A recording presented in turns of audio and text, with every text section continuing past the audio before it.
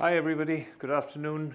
It's pretty cold out there and it's Martin Luther King Day, but fortunately on days like this, it's great to have you all here, and we are about ready to launch the Panasonic Lumix G9 camera.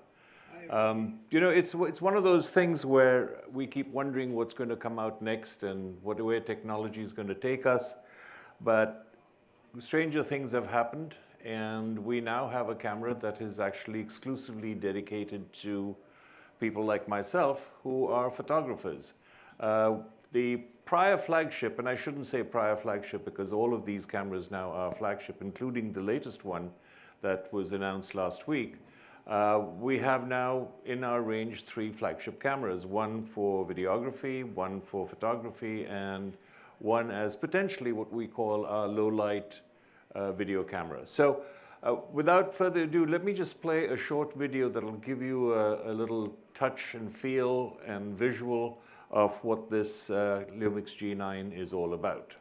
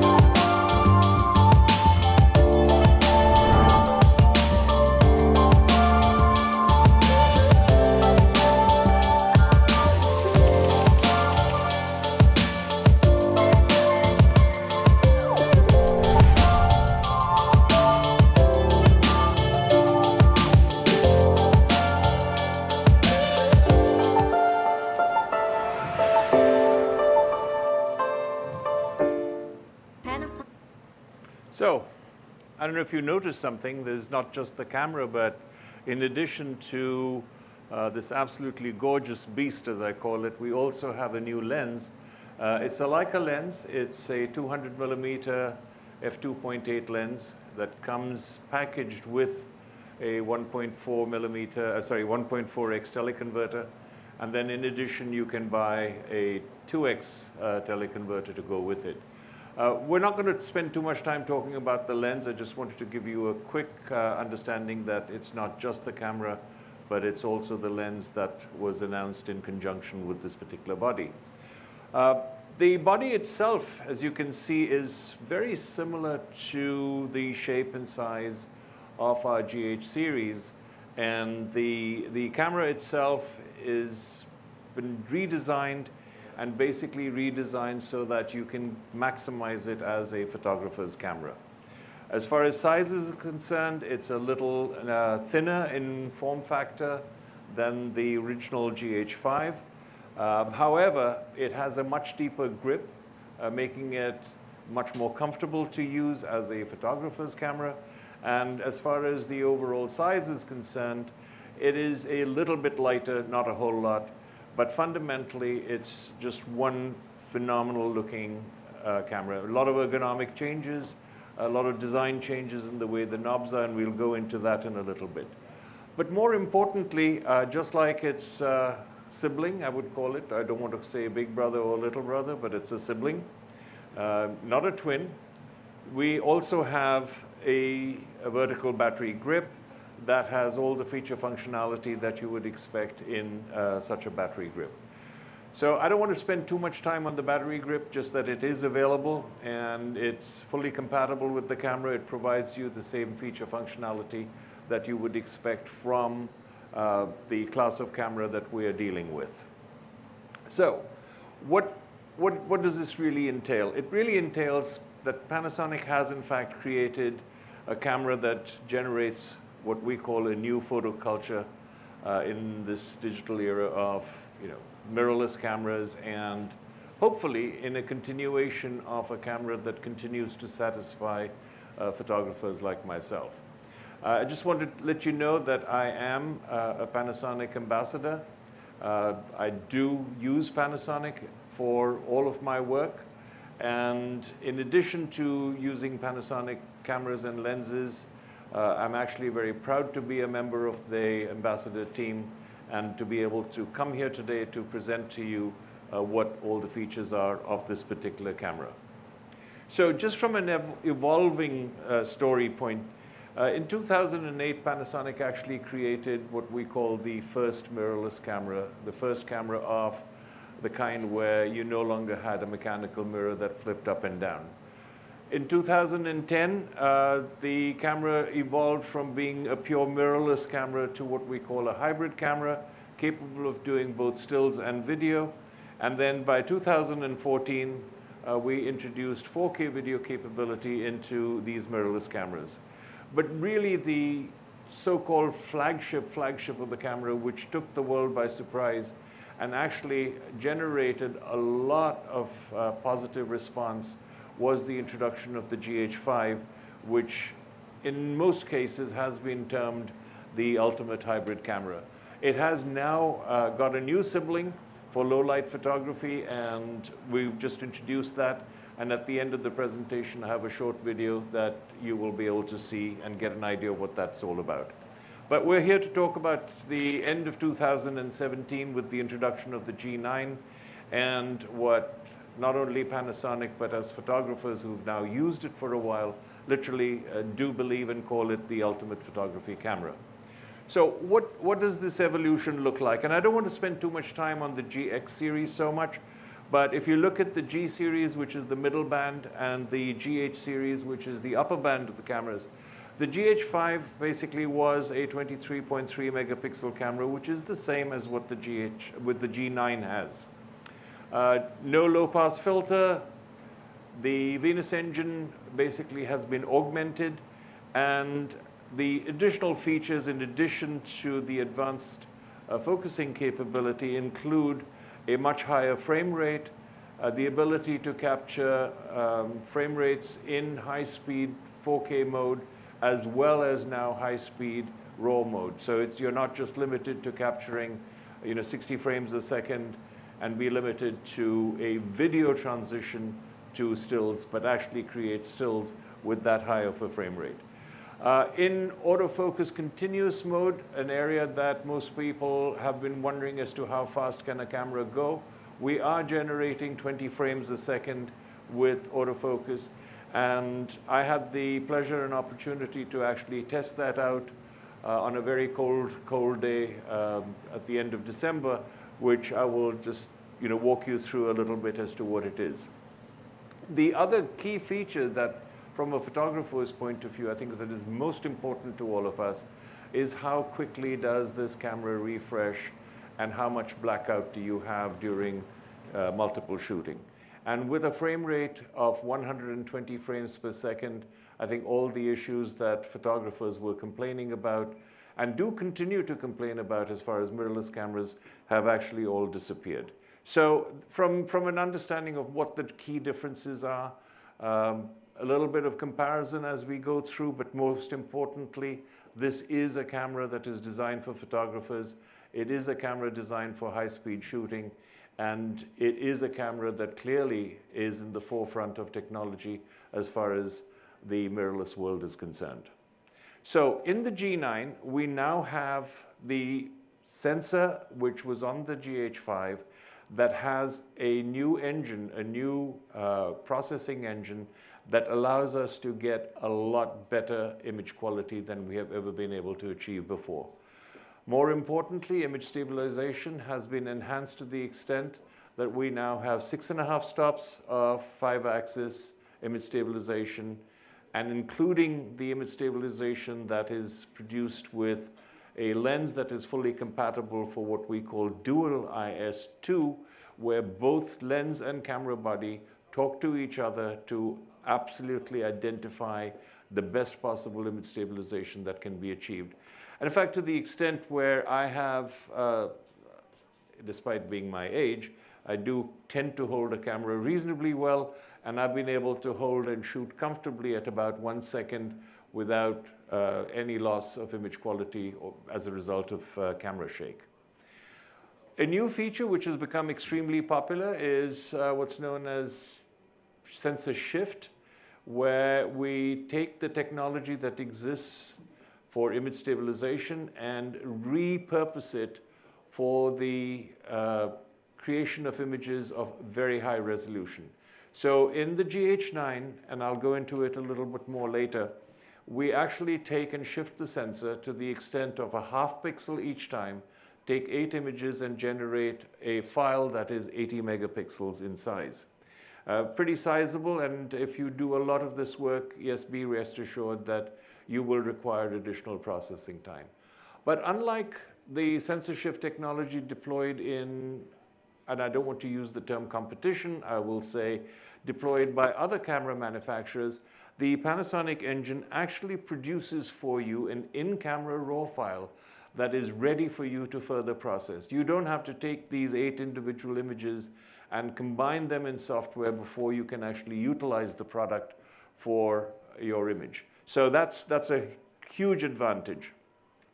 Again, our focusing speed has been increased considerably, and I'll do a comparison for that for you. The ability to shoot at 60 frames a second, and in autofocus continuous mode shooting at 20 frames a second.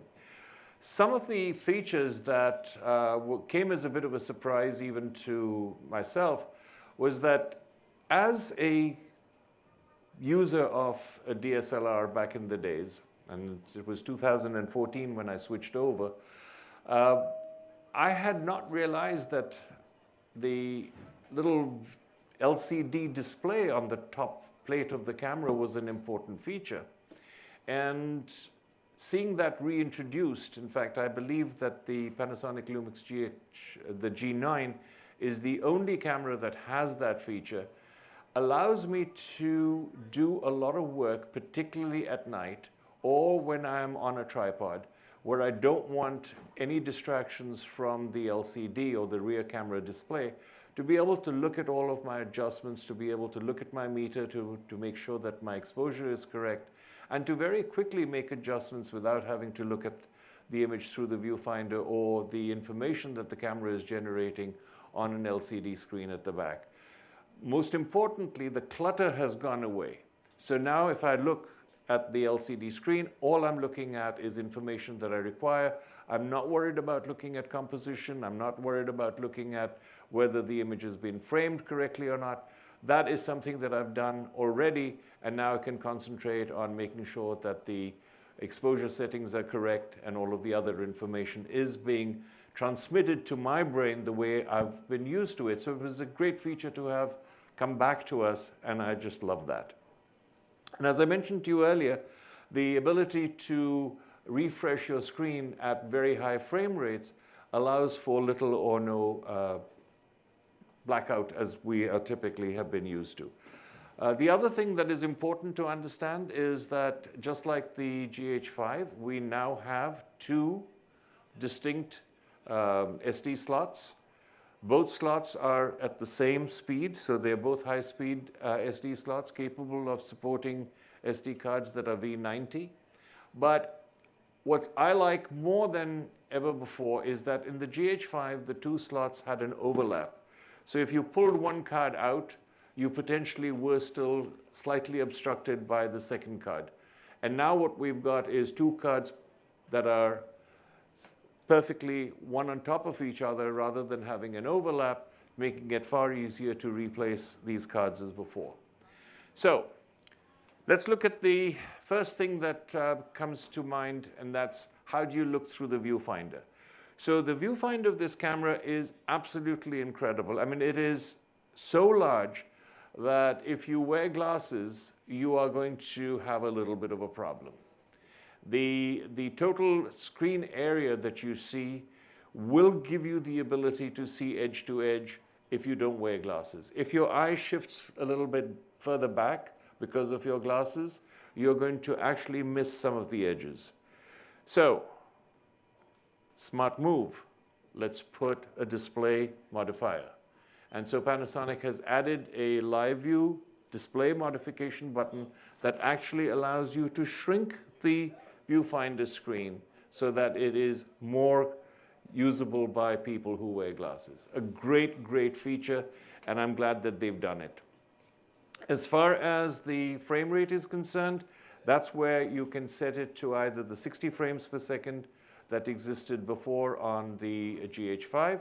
You can now go at 120 frames a second, absolutely eliminating blackout in any kind of rapid shooting that you're doing. All right, so this is an image that compares the GH5 viewfinder to the G9 viewfinder. So the GH5 had a viewfinder that gave you a magnification factor equivalency of 0.76. Here you have an equivalency of 0.83. And you have a 3-position settable on the GH9 that can take you from 0.7 magnification to 0.77 magnification, which is 0.01 greater than what was there on the GH5, all the way up to 0.83 magnification, which is really huge. All right, another great feature, night mode. We have cameras that have these beautifully big, really visible displays, and we like to do low light photography, astrophotography, star trails, etc. And you look at the LCD screen, and boom, your eyes are gone. You've lost that night vision capability. You can set this camera to full night view mode, which basically applies all of the white or the bright portions of the screen in a red tint, very similar to what you have if you are used to wearing a headlamp for the night photography, where you turn it to the red film or the red lens function, and thereby you do not in any way get your night vision destroyed. So that's been added. And what's really cool is that the feature that makes this even more interesting is that we have a new toggle switch that you can program and very quickly switch from any one function to the other, which I'll get to in a moment. So as far as capabilities are concerned, this is an image actually shot with the G9 in a very, very low light situation with barely some light streaming through, silhouetted in Africa. This is not my image. I haven't been to Africa yet with this camera. I will be going in a few months. But this has been shot by one of my fellow ambassadors, and I just wanted to give you an idea as to how clean and how good this image is in low light mode. All right. The LED panel that I was talking to you about, again, very clean, very visible. And what's more important is that if you look at this camera, and there's a little bit of a Nikon similarity over here, where the power switch is around the shutter button. And when you turn the power switch on and you flick it, it turns on the LED display. And to me, that is really, really advantageous, so that you don't have anything else that you need to fumble with. You just keep your finger in one place and you can activate any kind of illumination that you need on the LCD screen, on the LED screen. All right. Now, in front, right here, is a 2-position toggle. Okay. 1 dot, 2 dot. If you want, you can modify that to any other custom function that you may want very quickly to have the ability to change. As an example, the night mode that we talked about. I could set position 1 for normal shooting, position 2 for night mode, and when I need night mode, I just flick the switch, and now my camera is completely in night mode. But that's not all.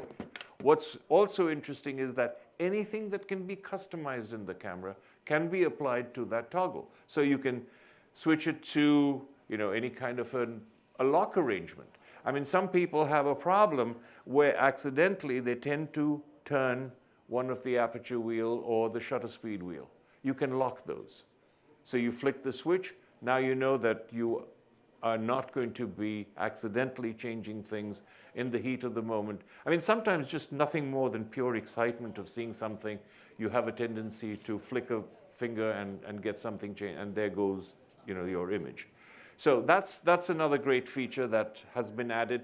And of course, just like any function button within all the Panasonic cameras, any function button can be programmed to suit what you want to do with it. Now, I don't know if you all are familiar with the fact that on the Panasonic cameras, the function button with the GH5, the G9, and now the GH5S, if you hold down a function button for an extended period, more than 1 second, it'll give you an option of menus that you can now program into that particular function. So that's a real quick change. All right, people have been literally talking about how can I power this camera with larger battery packs? How can I let this thing run for longer and extended period of time? These cameras are designed to do in-body time-lapse. Time-lapse can extend from 1 day to 1 hour to 2 days or 4 hours or whatever. And your image capture in the camera can be set to dual slot relay. So you fill up one slot, then you go fill up the second slot. But it's no pleasure if the battery runs out. So you basically end up with what? You know, a set of images that never completed.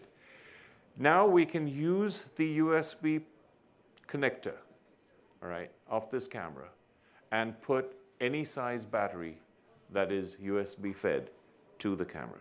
One cautionary statement that I want to make is that people believe that you can just plug it in and use it. No, your battery that comes with the camera, the actual in-body battery, has to be in place. It is not going to drain that battery, it's going to use external power, but that battery must be in place for external power to actually work, all right? So keep that in mind. All right. We now have a new feature. It's called the Power Save Live View function. As far as the camera is concerned, we typically get anywhere between 380 to 400 images from a single battery. But when you put this camera into a power saving mode, you can actually extend it to between 900 and 920 images. So that's literally more than doubling the number of images that you can capture using the same battery, okay? It's a feature that was requested, and again, as Panasonic has done in the past, always listened to their users and have implemented this function, thereby giving you that ability for extended shooting. All right, dual high-speed SD slots. Here we have 2 identical SD slots.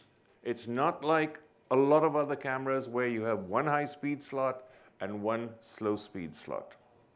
Both our slots are high-speed. Both are V90 capable. Okay. Now, do you always need V90? No. If you are a photographer, you don't need it. If you're a videographer shooting high-resolution 4K, 10-bit, 422, yes, you need those high-speed cards. But both slots perform identically.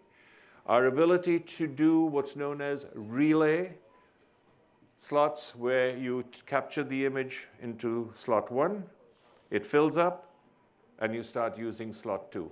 In the time that you are using slot 2, as long as the camera is still powered on, you can take one card out and replace it with another card, so you continue the relay process. You can set this up any way you want. Parallel, which will take all your images from slot 1 and make a duplicate into slot 2 as they are being shot. You can assign slots to take images any way you want. So you can say, I want to capture RAW to slot 1, JPEG to slot 2, go ahead and do that. Or I want to capture RAW to slot 1, my video to slot 2, my JPEGs to slot 2. You have all of those options that you can basically structure any way you want and leave. So, you know, as an example, when new cameras come out, the software manufacturers don't necessarily have all of the backward, you know, engineering that they need to do to be able to read the raw files from your card. So initially, every camera that you buy, you tend to shoot RAW and JPEG, so that at least the JPEG images are available to you till the RAW engines have been updated to accommodate the new cameras. Now you just shoot to 2 different cards. Keep your card 2 with all your JPEGs, start processing them. when the software catches up, you still have all your raw files to work with. So it's a great advantage to be able to do things like this. All right, so let's look at the sensor for a moment. One of the things that, even though it is the same sensor as the GH5, same sensor with the elimination of the low-pass filter, and eliminating the low-pass filter, it basically does what? Gives you much sharper images. But contrary, it does have a tendency to introduce what's known as moire.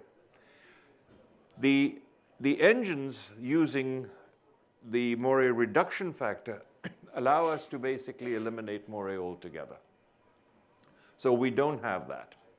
Okay, the new software and the new hardware, the new Venus engine as a whole, which is hardware, software combined, or you want to call it the computer system of the camera, now has a lot of capability that we didn't have before. So in fact, the G9 produces much better resolving as far as skin tones are concerned, as far as gradation of color is concerned, as far as detail is concerned, and particularly when you look at skin tones, it is absolutely gorgeous the way the gradation from dark to light skin tones happen. And more importantly, with this sensor, the big change that has been made is that the sensor can be turned off from being image stabilized to actually having the sensor shift, and it shifts by, as I mentioned before, half a pixel at a time and produces extremely high resolution images. The factor that you have to take into consideration is that the camera must be on a tripod and you must not have any moving objects because that will distort what you get as a final image. Color expression, three-dimensional color control, little bit of, let's call it scientific jargon or non-scientific jargon, but basically that allows for smooth skin tone reproduction. I'll show you some images. And as far as color gradation is concerned. Look at this image. Okay, I mean, this is not a high-resolution projector, unfortunately. You can get some idea of skin tone resolution over there, but it's not just the color of the skin tone. Have a look at the way the gradation takes place. Look at the cheekbones. Look at the definition. These are untouched images. All the pores are still visible. This hasn't been through the toothpaste adjustment factor, as I call it. Okay. Would you agree, toothpaste adjustment? Yeah. Okay. Here's another one. Taken in low light situations, yes, flash was used to light up the subject, but look at the smoothness of the skin tones. And I think that particular screen also is carrying this image, so we get an idea of what you can have a look at. Here's another one. This is a male model. Look at the skin tones again. It's just absolutely gorgeous. And I'll tell you, if you can compare this to, and I've been shooting in the past with medium format cameras for portraiture, this is the first time I'm seeing such a smooth gradation of color and tone. I have not seen this before. Here's another one. And by the way, these are not post-processed. These are as they were shot. Okay, so the sensors, basically, as I said, it's the same, but the feature functionality using the software and the hardware for the processing engine has done a lot of enhancements. Our dynamic range has increased substantially. Okay, now we have one new thing. The reflective coating that has been put on this particular sensor is different. So though the sensor is the same, what we call the AR coating is different. And this prevents us from flaring. This prevents us from causing those strange halos that you see, and also allows for a much truer color. So here's an example of a backlit image. Look at the child's face, and look at the contrast between the dark skin tones of the mother and the very light skin tones of the child.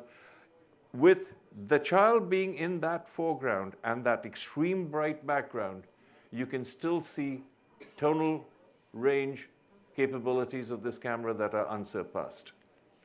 Here again, totally backlit to the point where the child on the left, the hair is completely blown out. Yet, look at the skin tones. Beautifully rendered. And that's what you're looking for. The highlights can be controlled, but skin tone does not get controlled with putting filters or putting different lights and things like that. Skin tone gradation is by nature a feature of the camera and not of the photographer. Here again, an example of the blue skies. Look at the definition between the blue sky and the cloud. Unfortunately, again, the resolution is a little bit of an issue, but you're most welcome to come and look at my screen for anything else that you want to come back and verify later on. Here's what anti-reflective coatings do. You can see the comparison of the same image shot with the GH5 and with the G9. Look at the loss of quality because of flaring and see how there's little or no flaring on this side. Look at the halo on the brighter light instead of more of a star pattern that one would like to see on the G9 itself.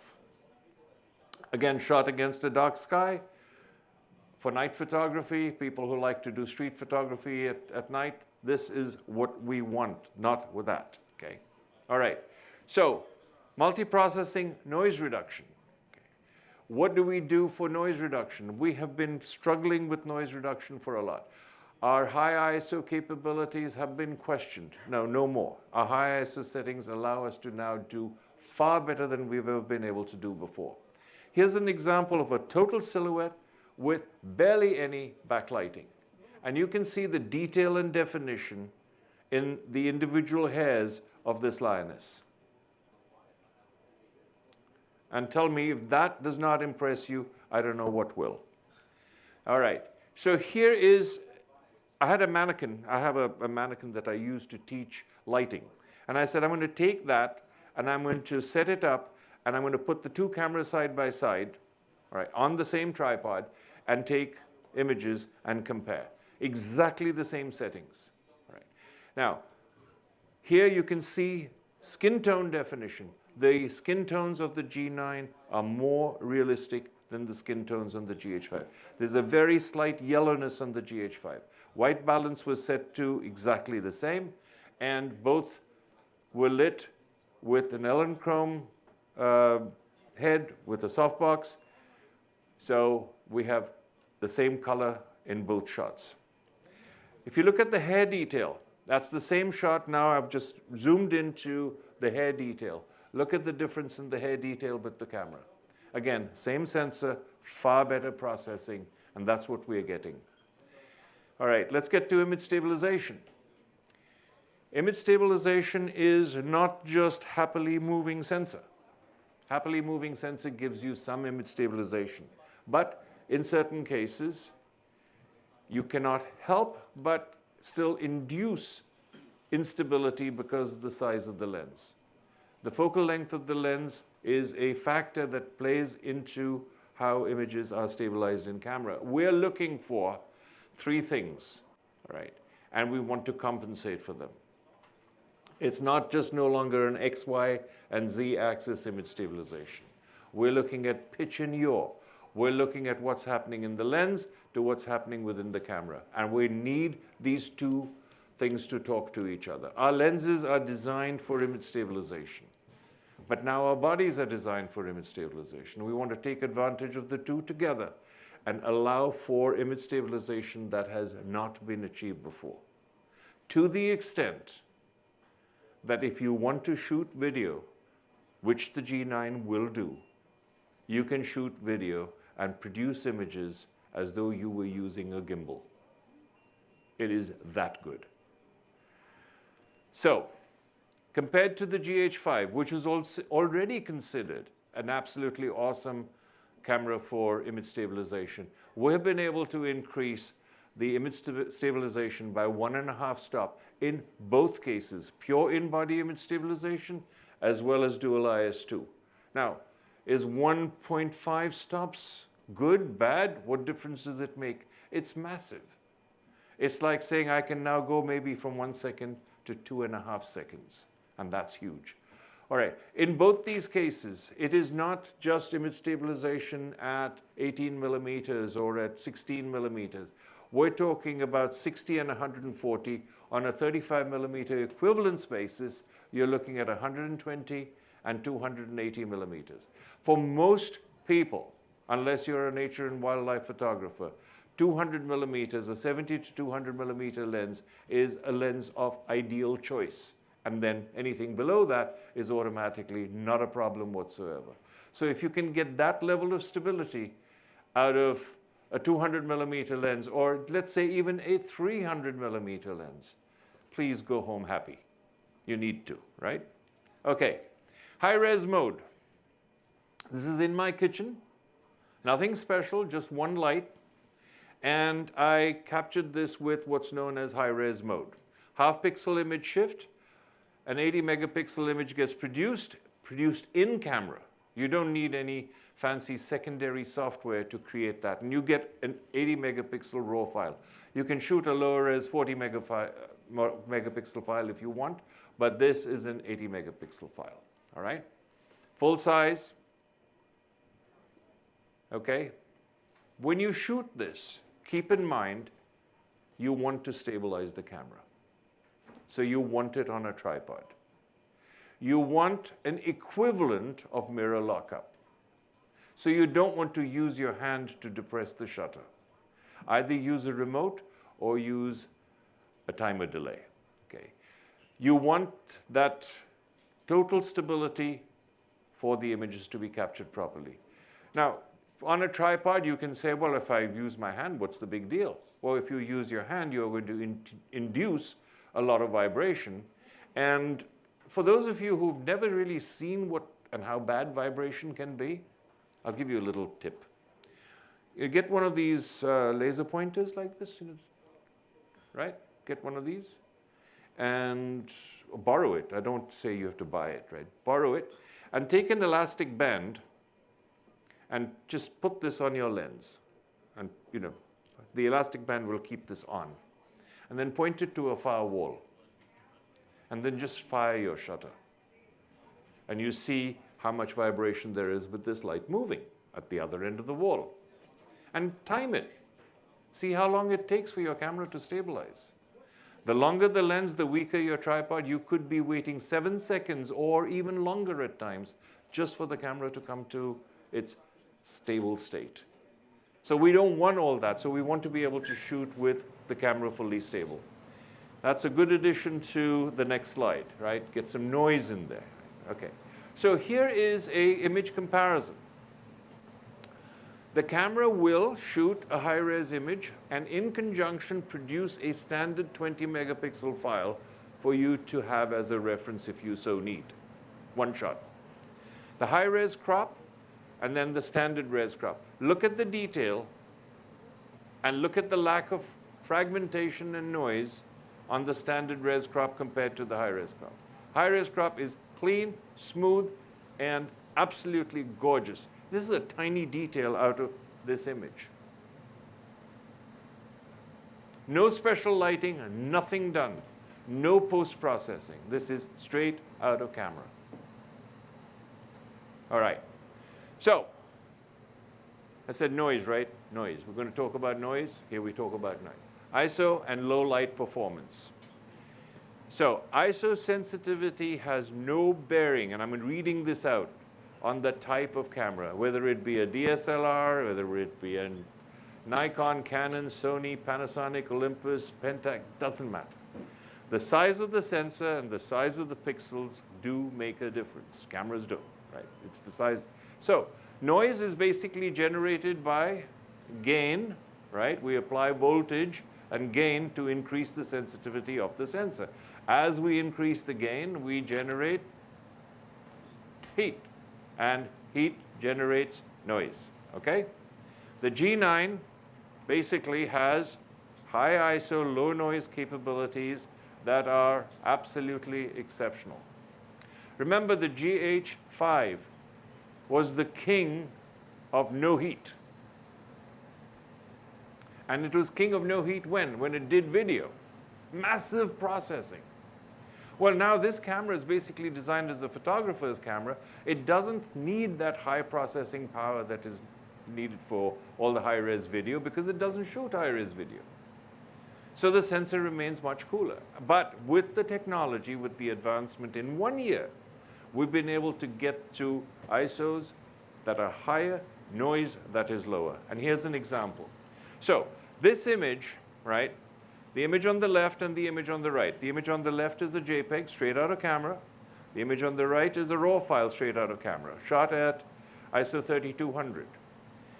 f5.6, a quarter-second exposure, okay?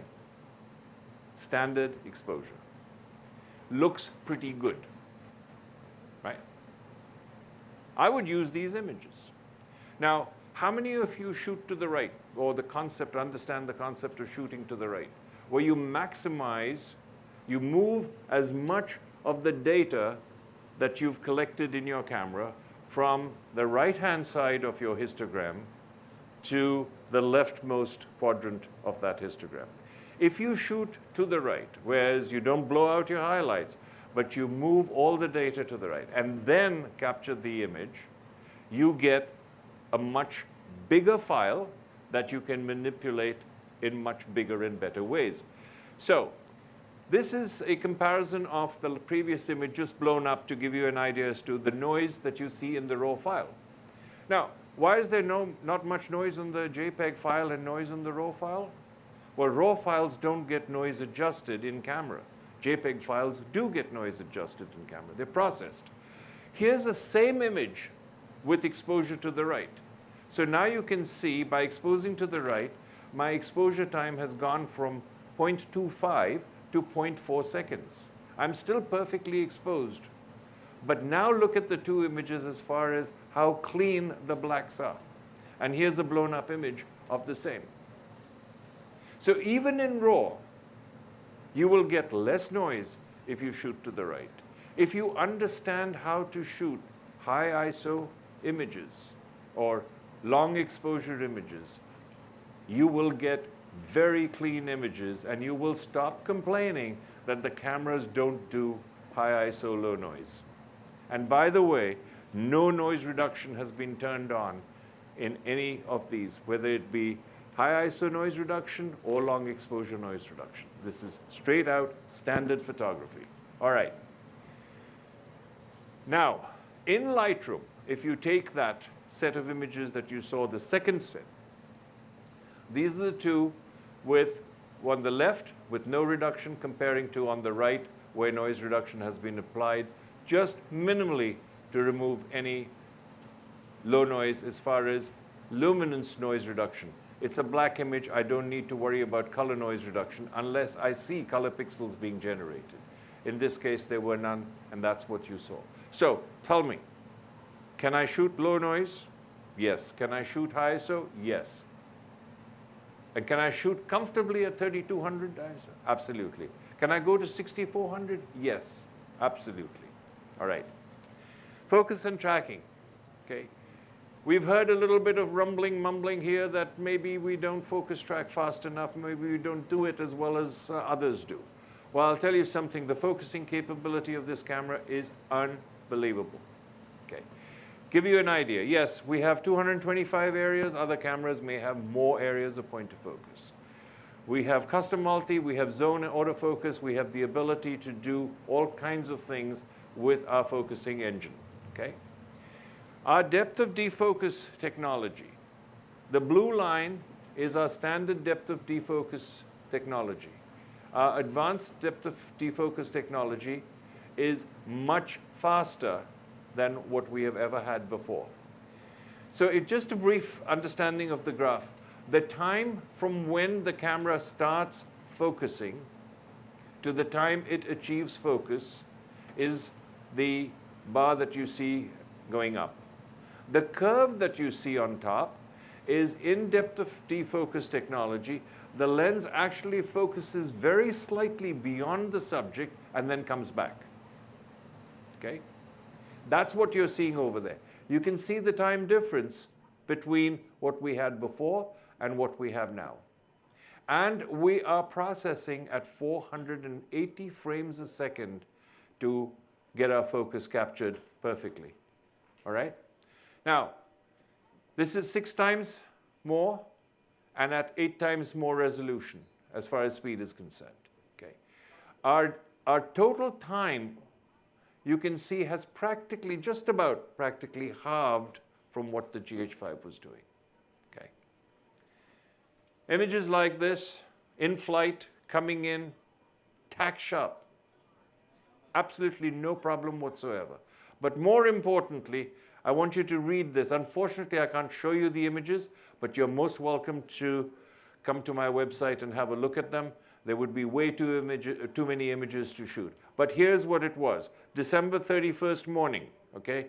I'm freezing and freezing beyond compare, all right? It is literally minus 10 degrees Fahrenheit at about noontime. Skiers are not on the mountain slopes because it's too cold for them. A few of them are doing their thing.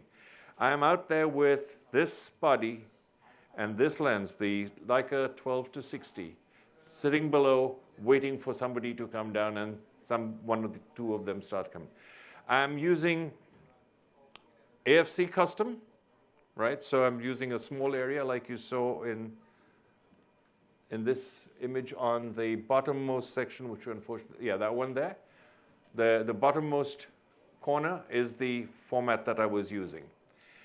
And I captured 66 images. Total time between first frame and last frame, 9 seconds. Continuous. Buffer did not fill up, camera's shooting away. I brought those images into Lightroom to see if they were usable. I had 100% hit rate. I did not lose a single image to lack of focus.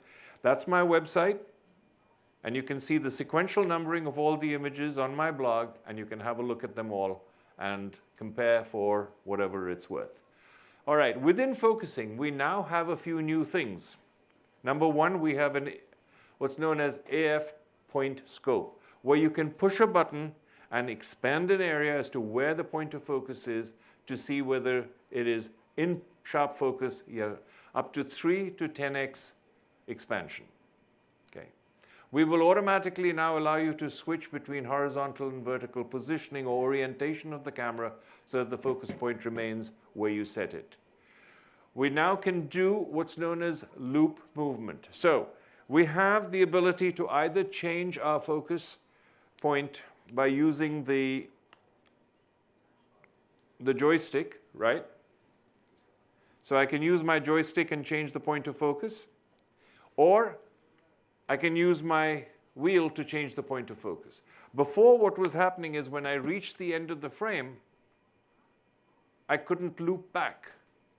Now I can loop back. So making focusing much quicker if you wanted to orient the focus point to the left side of the frame and you were moving to the right. You don't have to go backwards, you just allow it to loop through. Finally, we can actually have a setting for your focus to either lock, to go into autofocus mode, whichever format you want, on our new lenses. Our new lenses have function buttons that you can program. So with your long lens, remember you basically are holding your lens in your left hand and you're shooting with your right. To be able to get to a function button, you'd have to release your grip on the lens. But if you have function buttons on the lens, done. You can switch things around as you need. We have 3-4 sets of custom settings. You can customize your autofocus, you can customize your focusing to however you want based upon what you anticipate that you are going to be shooting. So things that are in relatively stationary position but fast-moving subjects, fast-moving horizontal subjects, erratic motion, whatever it is, put your settings, and now these settings are available to you as a function. 1, 2, 3, 4, boom, done. Toggle it through any way you want. High-speed burst shooting. In the past, on the GH5, we could do 12 frames a second and capture 60 raw images at a time. Now we can shoot 60 frames a second and capture 50 images at 60 frames a second. Yes, the camera will stop after 50 frames, but it's a brief stop because it just needs to empty out the buffer. On our autofocus continuous mode, we were limited to 9 frames a second. We are now shooting at 20 frames a second. Not many cameras can do that. And again, with the ability to not only capture such a high frame rate, but in conjunction have an equally good focusing capability, you're not going to miss shots. All right. How many of you are familiar with Panasonic's pre or post focus and, pre-burst focusing and pre-burst images and stuff? Anybody here know about that? Right. Okay. So let me talk about this. We have what's known as 4K and 6K photo mode. 4K photo mode allows very high speed shooting. You get JPEG images that are 8 megapixels. In high speed shooting, when you're in 6K mode, you get 18 megapixels. In the past, when we were doing this, we were limited to images that were just JPEG. Now with the G9, we can actually get RAW files. Right? Huge difference. 3 modes. The 3 modes are really to do a burst when you press the shutter, and the burst stops when you release the shutter. The second mode is you press the shutter, the burst starts, you press the shutter again, the burst stops. And the third mode is when you press the shutter, the camera has already captured a series of images prior to your pressing the shutter. So it is actually capturing images while you're not pressing the shutter. So you talk about the great Henri Cartier-Bresson's moment, the decisive moment. How many times do you capture the decisive moment? If you saw it, you missed it. The camera doesn't capture it. Here, the camera does capture it because it's shooting before you even started shooting. Pretty neat feature. Okay. So Panasonic was the first to come out with this. We have now further augmented this so that you can actually get those images in RAW. Okay. Now, on the camera dial, the top dial, which is your mode dial, right? We have our standard manual, shutter priority, aperture priority, program mode, et cetera, et cetera. Right below that, we have another dial now, which used to be first on this side, whereas the mode dial was here. We've now overlapped the 2 dials. And on this dial, we have drive modes, the first one being single shot. And then we used to have what was known as high speed. But now we have 2 high speed modes. High speed 1 and high speed 2, and they are programmable. You can program them to whatever you want. So in burst shooting, you can say, just do high speed on position 1, and on position 2, you can do super high speed. Or you can do super high speed with a pre-burst. And that pre-burst is where you are capturing images even prior to pressing the shutter and getting images post. 2 questions. Yeah. 1, what's the bit rate? And 2, can you use flash with the high-res mode? Okay. No, flash cannot be used with the high-res mode because your flash may not recharge in time, so we don't want to risk that. And as far as bitrate is concerned, that's a video question. So we had not planned to discuss the video feature functionality of this camera, but I will take that question offline and discuss it. And if the person would like, my email address, etc., will be available on your website, so or on the post notes. Well, you should throw your Oh yeah, at the end of the program, I have my email address. So please send me an email, and I will provide you all of that information. All right. As far as noise reduction is concerned, in these high-speed modes, like the 6K photo mode and the 4K photo mode, we have generated new algorithms that are very interesting. Anybody here do astrophotography, night photography? If you do, or if you don't, let me tell you, that the best way to achieve low noise or no noise in astrophotography is to take multiple images and then combine them, and stack them. And in the process of stacking, using a concept of blending using median, you basically eliminate all of your noise, and you just get your stars in perfect brightness. That concept is now being applied while we are shooting in high speed. So we are taking more than one frame and actually combining it with a prior frame to see where the noise was and thereby eliminate it. So if you look at this particular gymnast, all right? You've got the frame where no noise reduction because the technology did not exist, and now you can see the lower frame where there is absolutely no noise and little loss of detail because of the concept of image stacking. Fundamentally, that's the concept that is being used with this algorithm. Similarly, high-speed shooting, electronic shutter, the ability to capture all of the information at the same time is impossible. You will get what is known as rolling shutter. But we're now looking at the concept of using motion estimation between frames and adjusting for that so that you remove the leaning over of the rolling shutter and get straight images. So this is something that is absolutely new, beautifully rendered, and if you shoot and you'll wonder, how does this happen? Because your brain doesn't know what to do with this information. It kind of gets a little confusing as to why there is no rolling shutter, and this is how we've been able to do it. All right, so here's our burst, 4K mode and 6K mode burst rates. All right, 18 thing. You can do in high res or in 6K mode your 18 megapixel files, perfectly usable. All right, I mean, you've lost what, 2.2 megapixels? That's it. All right, so what do you use this for? People say, oh, what are you going to do with it? Like, if you're in a studio and you want to do high-speed photography, right? And I'm sure you've done some of this. You throw, you want to capture some paint splashes, or you want to capture water droplets and stuff like that. You need to do a lot of setup. You need to have your flashes synced correctly. You need to have some sort of a trigger that, as soon as it either breaks a beam or a laser beam when the paint comes across, that the flashes fire, camera remains on, the flash becomes your shutter, all kinds of crazy things. Right? Well, you don't need to do that anymore. Now you just use the high-speed mode of the camera, and you can have extremely high shutter speeds. You can do it in a normally lit room. You don't have to sync your flash. And here's an example. This is a video done again in my kitchen, and I just had some water drops, just dropping some water, and I turned the camera on. So watch this video.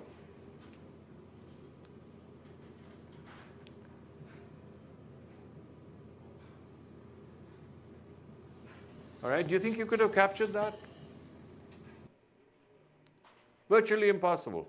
Usually requires about 100 tries, maybe you get it, or you're an expert and you get it, or you use computers and triggers and electronic drop things. Spend about $400 or $500 to do it. This was a plastic eyedropper, all right, a bowl, and a little bit of food color. And that's one frame extracted from that. Okay? And this is in 4K mode. So, post-focus. Anybody heard of post-focus? What is post-focus? Post-focus is post-focus. You focus where you wanted to and you didn't. So after you capture your images, you decide which one you want in focus and you select that image. Pretty neat, right? How many times do you think you'd use that? Or just, let's say in this room, I take a picture. And all of a sudden, I see one really nice looking subject, and I want that one in focus. And I just tap on it, and that one is in focus, and I save that image. But it has lots of other uses. It has lots of uses in macro photography. It has lots of uses in product photography, where you want shallow depth of field. You want to blow out your background. You don't want to see that background. And you want to have an image that is perfectly focused from the beginning of your subject to the end of your subject. And if you could select right there on camera, touch here, this is my beginning point, touch there, that's my end point. Please assemble me an image. I got it. So here's an example of what post-focus looks like. And I can't render this for you right out of camera on HDMI, so I took a video of it so you can see it.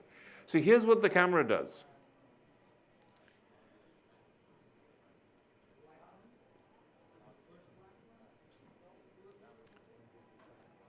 I have slowed this down to slow motion so you get an idea of how the camera went and looked at all the points of contrast and focused and individually took these images. It then runs through and creates a file that you can then utilize any way you want. So you can see that thing spinning, it's actually creating the file. All right, so now it's ready. Okay, it's put a green marker at the center point of the frame, and basically, as you can see, that green marker is pretty close to that white dye, and that white dye is showing, peaking, to say that it is in focus, right, so far. Understood? Let's go to the next image. Now here, it's that same point of focus, right, and we have that white dye still highlight with the peaking green that you can see. Now I touch that blue dye. That's in focus. The white one is not. That's in focus. That's in focus, and so on. I can then pick and decide what to do with it, blow it up to see how well it is focused or not, and then select or save the image if I want to. I can then decide what I want to do. I want to do a range merge. So I want to select the blue one and the white one, and I want everything else out of focus. And I can now combine these into a single image.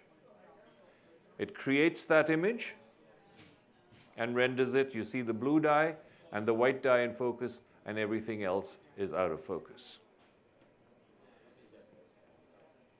Okay? Fun?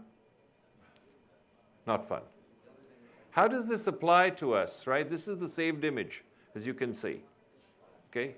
So you can see how perfectly focused those are, how out of focus the front and back is. So when we do post-focus merging in camera, right, we are getting JPEG images. But we have post-focus merging capabilities with raw files, and we can do really interesting stuff with that. So in post-focus merging or bracketing, right, you capture these images, right, and you have, as an example, this flower, and I did a front-to-back merge.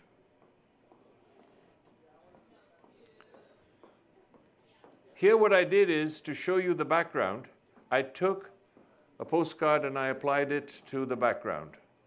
And I did a front-to-back merge. But I don't want that postcard in focus.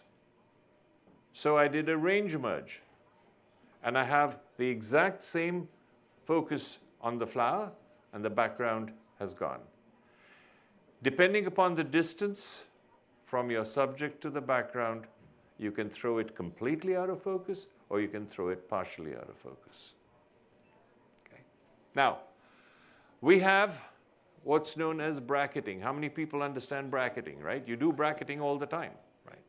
We bracket for exposure, okay, normally. But we can bracket for aperture, not just for shutter speed. We can bracket for white balance, and we can bracket for focus. When you bracket for focus, you can capture JPEG or RAW files, or both, as you want. Okay? And when you are capturing in focus bracketing, you select the front point that you want to use as your reference. You set the step point, which goes from 1 to 10, to show how much you want the lens to move through the subject, and how many images you want to shoot.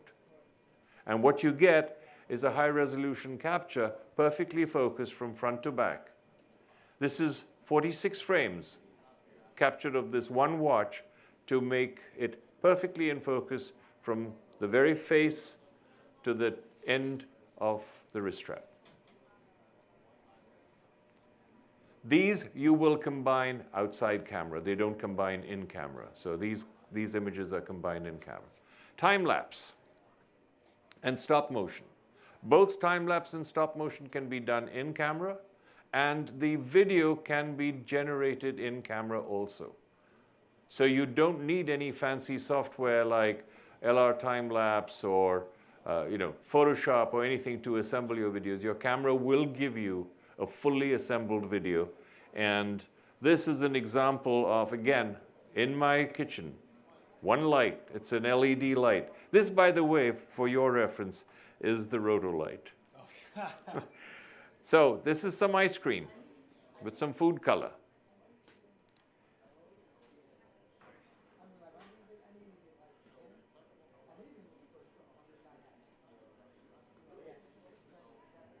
So what's nice about this? One of our biggest problems when we generate time-lapse captures is flicker and all kinds of glitches that you see. It's how the images get rendered and how smoothly the gradation or the transition takes place from one image to the next that produces a good-looking video or a horrible video. A video that goes flutter, flutter, flutter everywhere. This is unbelievable how beautifully these cameras are rendering video that are generated all in camera. I mean, I can take these images and put them through a major amount of processing, but do I really need to anymore? No, it's just done for me. It's done beautifully. Okay. Here again, just a little bit of video. We're talking about video capabilities that are as good as anything. They're not as perfect or as beautiful with high bit rates and 400 megabits a second and 422 rendering, 422 out with all the codecs that we have with the GH5. But for most photographers, we have enough capability to give us some absolutely awesome video. And more importantly is that the video out of this camera is just like the GH5, not cropped. We are actually reading the full sensor and resizing it to give you both 4K or HD video. You are not getting a cropped little piece of the big sensor just because you need only a third of it or a half of it or whatever it is. Okay. This is a chart just to compare video versus the GH5. I mean, it's not that important, but here are the answers if you want to leave this on for a bit, but this is the chart that I would like to send the person who asked the question so that they have an understanding of the differences between the two cameras. As you can see that there are certain things on the right that are missing from what the GH5 is capable of doing, but oh, by the way, the video out of this camera is awesome. All right, so with that, some more features that I won't go into a lot of details about. We can generate like a lot of point and shoot cameras, but this generates a beautiful, beautiful panoramas. Multiple exposure capture. We can do dynamic range optimization. We can do HDR in camera. As I said, time lapse, but we can also do stop motion animation within camera, okay? We have all the multi-scene modes that you're looking for, and we have full silent mode shooting. Silent mode shooting that it gets to be a little problematic for a lot of people because they don't know whether they took the shot or not. The other thing is, do you know that a lot of people go out there and they buy little knobby things that they put on top of their shutter for what's known as soft shutter release? Well, with this, you don't have to get one of those knobby things to do soft shutter release. This has a soft shutter on its own. I mean, a little bit, scary in the beginning because you tend to just barely touch it and it fires, but you get used to it very quickly. Now, with that, let me just tell you very quickly what I carry with me for my landscape, wildlife, and people images. All-purpose lenses. I've now kind of migrated out of what I had before. The bag now has the Leica 12-60 2.8 to f4 and its sister lens, the 8-18 2.8 f4. Love these two lenses. They're absolutely gorgeous.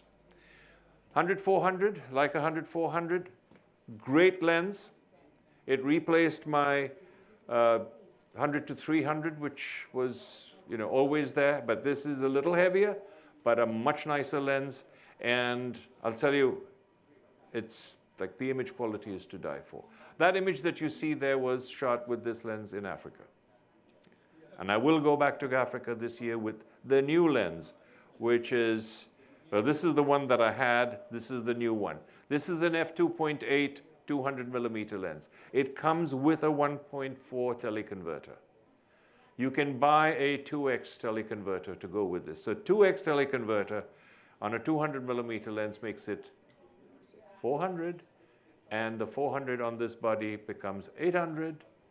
And what shutter speed do we have? Well, what's the speed of the lens now? 5.6, right? What was the speed of this lens? I'm gaining a stop, right? So that's it. That's it. I've got to get it. I have to get it. All right. For portraiture, 42.5, another beautiful lens, renders gorgeous bokeh. And don't anybody let you get convinced that 4/3 don't do good bokeh. They do. Okay. Yeah. Wide angle and street, there's a 15 millimeter prime that is absolutely gorgeous. That's tiny, sits as a permanent thing. You know, shooting things like night skies, aurora borealis. I do lots of trips to Iceland, 3 trips a year. And this is like amazing. Now, the 8-18 is now absolutely become my pet lens for that type of photography. All right, let's forget about this. This is nothing more than a repeat of that. But just a little thriller.